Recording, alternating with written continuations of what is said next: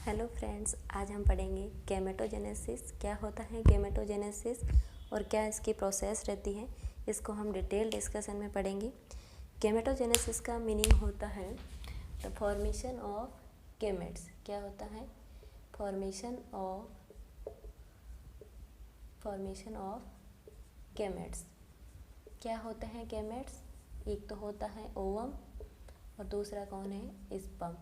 इनको कौन बनाता है? इनके प्रिकॉर्सर कौन है? ओवम को बनाती है ओवेरी, जिसको हम क्या बोलते हैं? गोनेड्स। क्या बोलते हैं? गोनेड्स। स्पर्म को बनाता है टेस्टिस और इसको हम क्या बोलेंगे? गोनेड्स। गोनेड्स वो होते हैं जो किसको बनाते हैं? गेमेट्स को। गेमेट्स कौन है? स्पर्म और ओवम। इनके फॉर्मेशन होने की प्रोसेस को हम क्या बोलते हैं? गैमेटोजेनेसिस।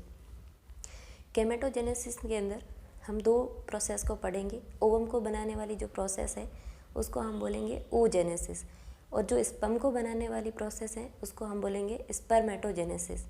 लेकिन इस चीज़ को पढ़ने से पहले कुछ इम्पोर्टेंट जो बेसिक चीज़ें हैं उसको समझना ज़रूरी है।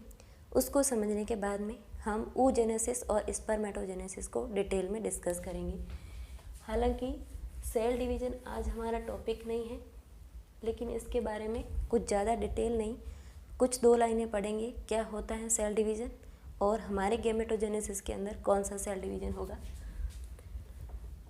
सेल डिवीज़न दो टाइप के होता है, एक तो होता है माइटोसिस और दूसरा होता है मियोसिस।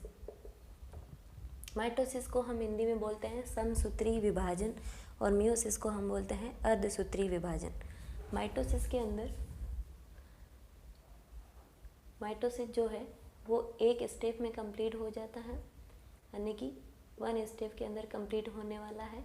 इसकी पेरेंटल सेल के अंदर 46 क्रोमोसोम होंगे और इससे बनने वाली डॉटर सेल के अंदर भी 46 क्रोमोसोम होंगे। जिस सेल के अंदर क्रोमोसोम की संख्या 46 है उसको हम क्या बोलेंगे? 2n cell. और जिस सेल के अंदर क्रोमोसोम की संख्या हाफ हो जाएगी उसको हम क्या बोलेंगे? n cell. इस चीज़ का आपको ध्यान रखना है। मियोसिस की प्रिकॉर्सर सेल के अंदर 46 क्रोमोसोम है, यानी कि 2n सेल है, और इससे बनने वाली सेल के अंदर क्रोमोसोम की संख्या क्या हो जाएगी? हाफ। ये कौन सी फेज है? Meiosis first. लेकिन मियोसिस कभी भी एक स्टेप में कंप्लीट नहीं होता है, दो फेज होती है इसके अंदर। तो सेकंड फेज होगी यहाँ से, और इससे बनने वाली डॉटर सेल के अंदर क्रोमोसोम की संख्या सेम एज प्रिकॉर्सर सेल रहेगी, यानी कि ये जो फेज है ये क्या है? Meiosis second. मियोसिस के अंदर क्या है? इसकी जो पेरेंटल सेल है इसके अंदर क्रोमोसोम की संख्या कैसी है? 2n है, यानी कि 46 क्रोमोसोम है।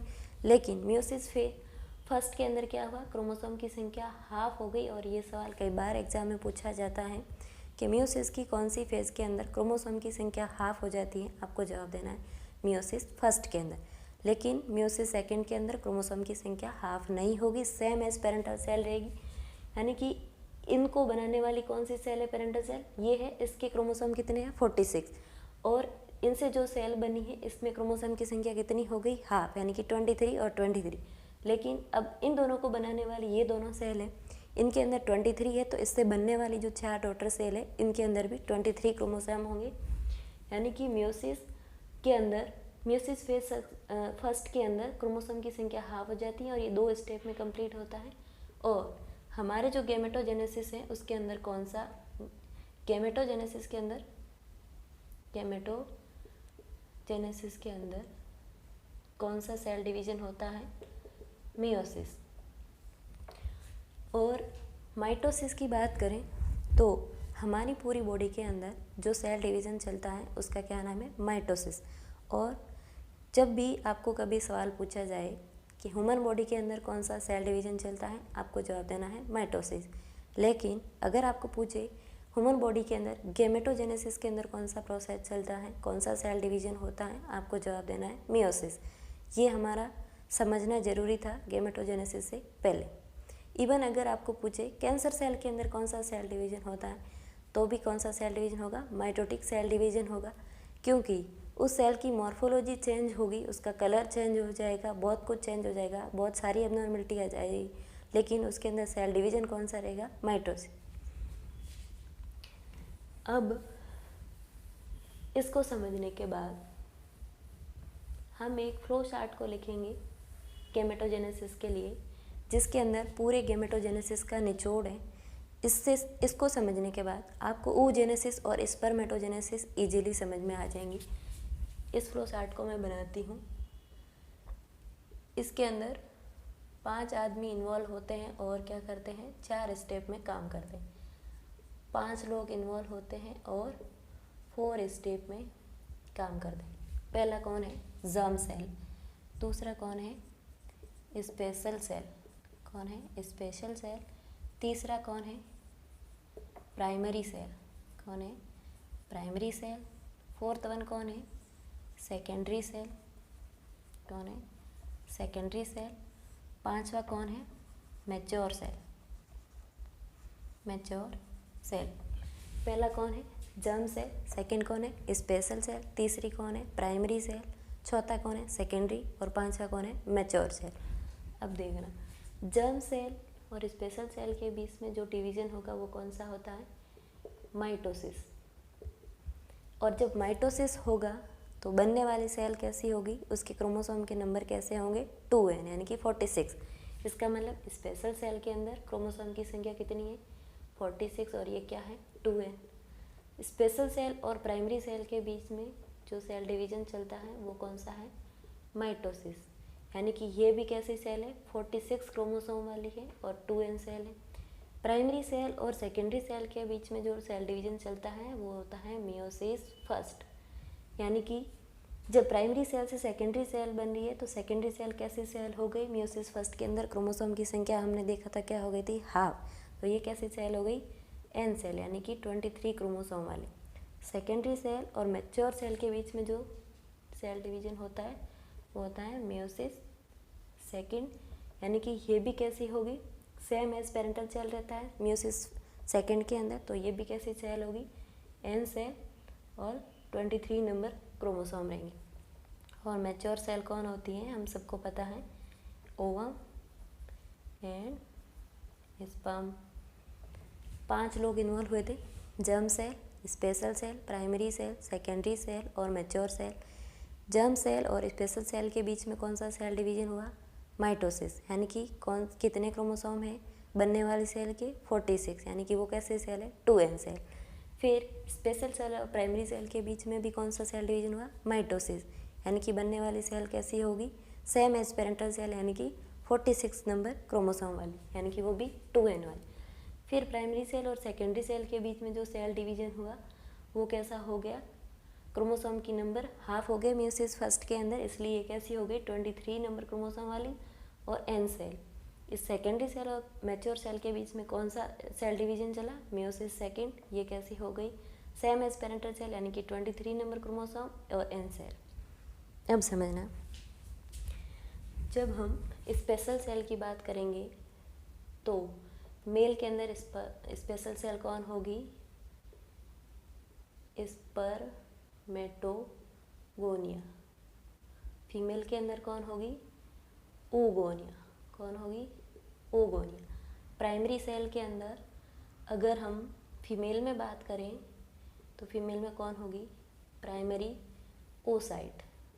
और मेल के अंदर बात करेंगे तो प्राइमरी स्पर्मेटोसाइट। कौन होगी, स्पर्मेटोसाइट।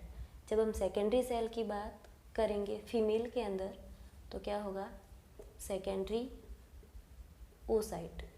और मेल के अंदर क्या होगा, सेकेंडरी स्पर्मेटोसाइट। और मैच्योर सेल कौन है, ओवम एंड स्पर्म। अब आपसे ये चार्ट पढ़ने के बाद में अगर मैं आपको पूछूं कि सेकेंडरी oocyte जो है ये कौन से सेल डिवीजन का रिजल्ट है, तो आप बिल्कुल अच्छे से जवाब दे सकते हैं किसका रिजल्ट है, प्राइमरी सेल और सेकेंडरी सेल के बीच में कौन सा सेल डिवीजन हुआ था, मियोसिस फर्स्ट। तो जवाब क्या आएगा, सेकेंडरी oocyte किसका रिजल्ट है, मियोसिस फर्स्ट का। और दूसरा, ये फ्लो चार्ट समझने के बाद में आपको oogenesis को और स्पर्मेटोजेनेसिस को बिल्कुल आसानी होगी समझने में।